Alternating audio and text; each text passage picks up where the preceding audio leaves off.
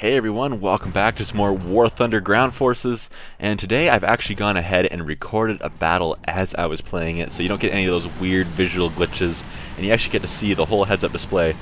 So if you haven't actually seen, or if you haven't actually played War Thunder yourself, or watched anybody else's except my War Thunder videos before, well, first off, you need to go play War Thunder, because it is free to play.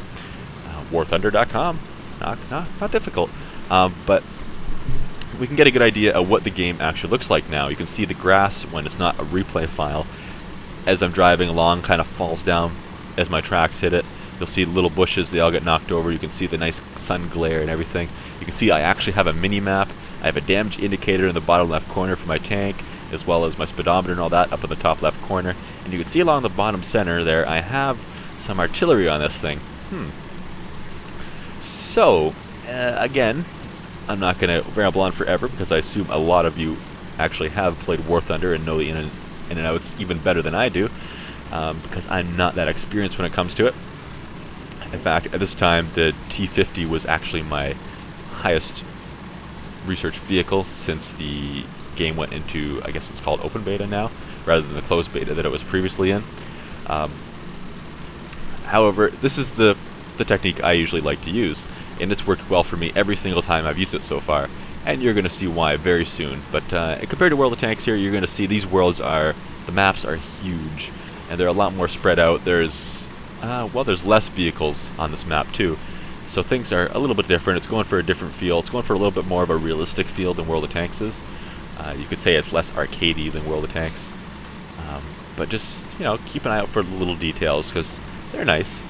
Mind you, this game is behind in development compared to World of Tanks. It spent less time in development, but it still has its better points for sure.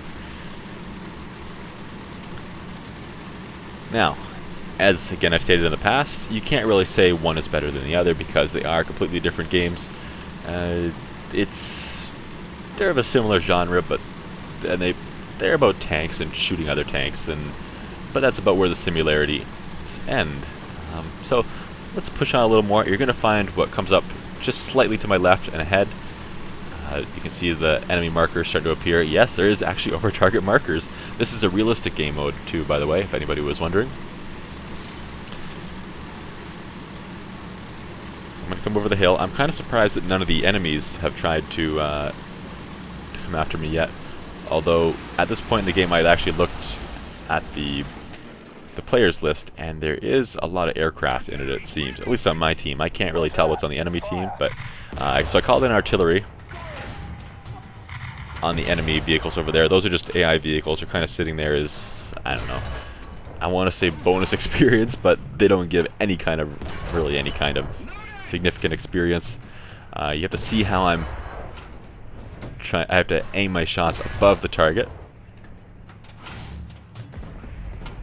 So really, once we destroy all these ground vehicles, it's going to tell us mission objective completed.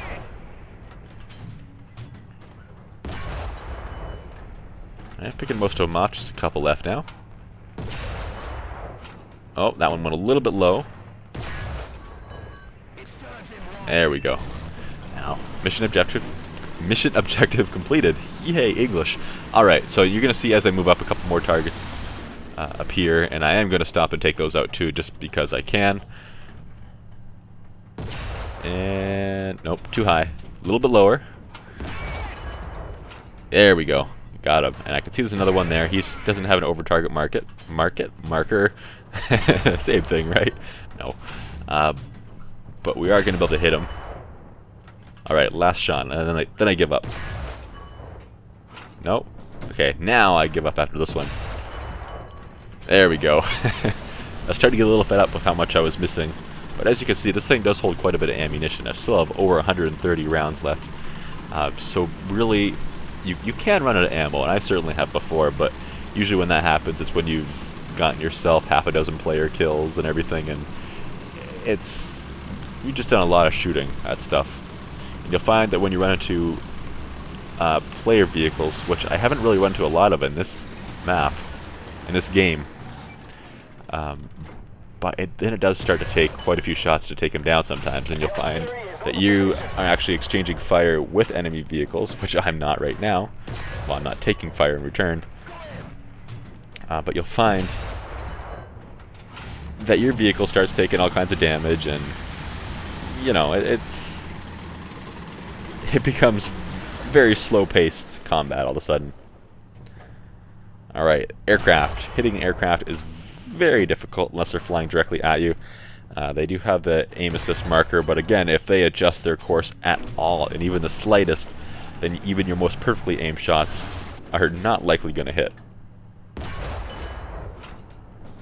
And nope. Alright, let's give up. You can see my tracers flying off in the distance there. I've got to keep an eye on them though, because that, I'm not sure, I didn't notice, that's probably a player.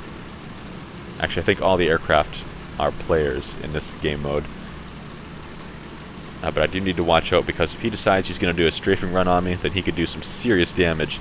If he drops a bomb or launches a rocket at me, then, well, it's game over, potentially.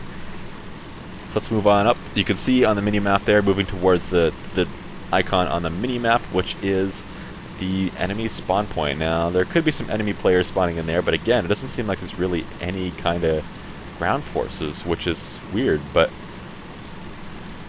let's see what we can find. I do see some icons of the mini-map, but I think those are all just AI again. So that's no fun. After this, I'll show you a replay, or part of a replay, where I actually encountered some players along this part, because that's a little more entertaining than just watching me pick off some enemy. But I just wanted to show you guys exactly what tactics I usually use on this map, and it was worked out really well for me, especially in a tank like the T-50, which is quite fast. You'll notice how it handles compared to the T-50 in World of Tanks.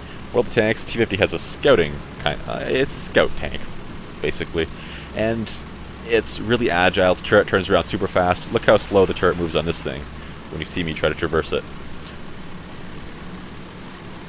You could not use the tanks in this in War Thunder like you do the tanks in World of Tanks. Alright, kind of going up behind the enemy's spawn, kind of right through it. Kind of worried that something's going to spawn right behind me. But at the same time, I can't really worry about it too much, because then I can't complete my personal objective here. There we go, 3 more ground kills. That's the 22nd ground kill I have in this game, I think. Oh, this aircraft thought he was coming for me for a second, until I saw the Allied that was being chased. Let's see if we can help him out a little bit, though. This can't get my turret to move fast enough.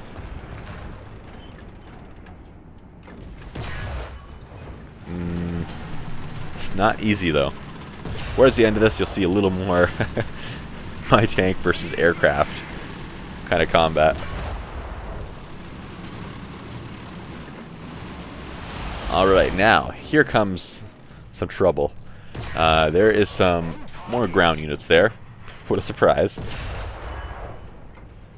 However, as they get closer to these things, you're going to find they cause a little more problem than the previous ones did. These things, let's just say when they shoot your tank, it hurts. It really, really hurts. Especially given in War Thunder, compared to World of Tanks, there is no health points. Your vehicle could be knocked out, either by being ammo racked or all your crew being killed, stuff like that. So let's see what happens when I get close enough. Those guns are able to get their guns down on me. It looks like they're trying to fire on me now. This could be trouble. Remember, my tank's still perfect condition. I'm trying to approach them angled, so that if they do hit me, my armor is a little bit more effective. Alright, there's one right there. Ooh, and we are hit. Horizontal turret drive damage. And we are gonna... I thought about repairing my tank there, but I changed my mind. We are taking lots of hits now from those huge guns. My artillery strike's coming down now. Took out a few of those targets, but... And the repair is starting in just a second here. Only problem with repairing is you can't really do anything while you're repairing. And I just happened to stop in the worst possible spot. But you can see in the bottom left corner, I'm still repairing for another 5 seconds or so. And oh, and right as it reaches 1 second left, I take more damage, which bumps the timer back up to over 20 seconds. Now I'm just sitting here, my crew is taking some serious punishment, my tank is taking some damage, and I get knocked out. All my crew was killed.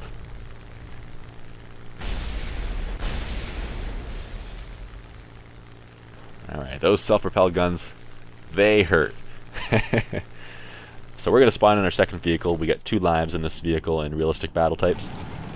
Our artillery, as you can see, towards the center bottom there, is still, I guess you could say, recharging. You can see all the smoke from all the dead vehicles and stuff up ahead. We're going to be going right into the middle of that. We're going to try to finish off the job we started. We are going to see if we can finish off all those ground targets. Man, those things, though, they have some serious firepower, especially to a tank at this tier anyway. You'll find out in the next battle I'll show you that I do approach those vehicles from the same spot and the ground targets, and it works out a little bit better for me. I still take some serious damage and a lot of punishment from them, but I managed to actually survive it. Ooh, what's that above me? Enemy bomber? Let's see how long it takes me to actually notice that it's there and start worrying about it. Oh, there's a little bit of a trench here. Remember what happened in the previous video with me in trenches? I got myself stuck for a few minutes. Whew. That was quite the jump. Oh, now I spotted the bomber. I'm trying to think now, what's the best way to angle myself so that I can get my gun upon him? I've never actually really hit an aircraft more than once. I've shot down one before with one shot. He was flying right at me. It was just a little biplane. So let's see if I can actually hit this guy this time around. I'm certainly going to put enough shots in his direction. But not only do you have to line up the target where it's suggesting you line it up to. Ooh, that was close. Is he flying straight towards me? No, thought he was. He's too busy worrying about fighters, though. He dropped bombs. Looks like I hit his fuel tank.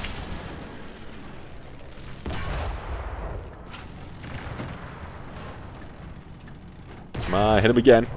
Oh, second hit. That's, I think, the first time I've ever hit an aircraft twice with a tank in one game. But not only am I having to line up the markers to try to hit him to get the lead correct, but I've also kind of got to predict what he's going to be doing next. If I think he's going to dive down more, then I've got to aim below the marker. If I think he's going to climb more, I've got to aim above it. So it's a little bit difficult. Alright, here he comes back towards me. That's going to make him easier for me to hit. Ooh, missed. They all look so close, but it's so hard to tell. It's hard to aim perfectly, too. Oh, we hit him again. That's 3 hits. That's definitely a personal best now.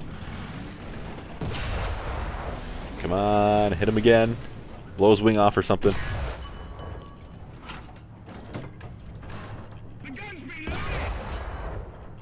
You can do it. Take out his pilot even. That'll work. It won't be quite as dramatic, but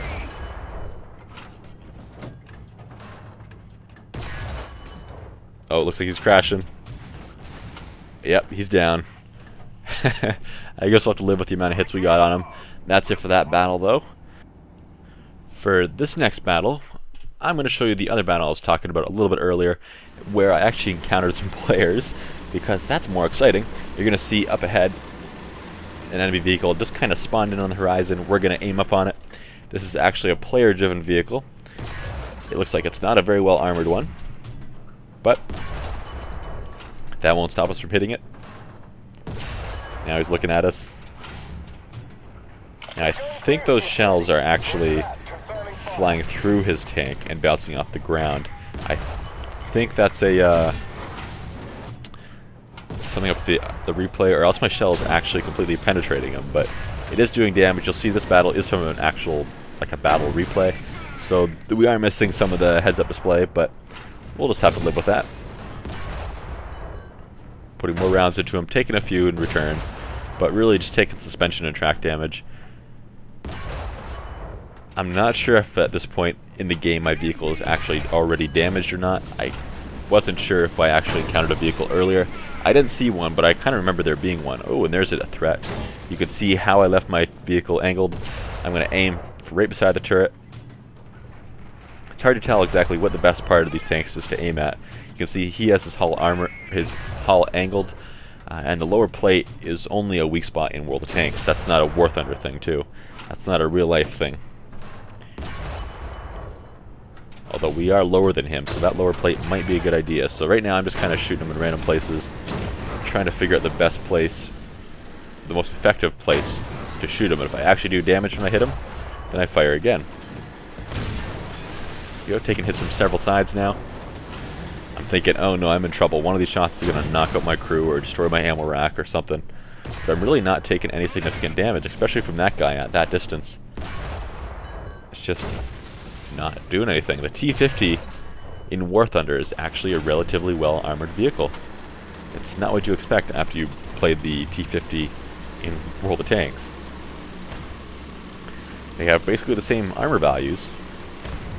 It's just how the vehicle is balanced, what kind of opponents it's put against. Alright, so those guys are taken care of. Let's move on up.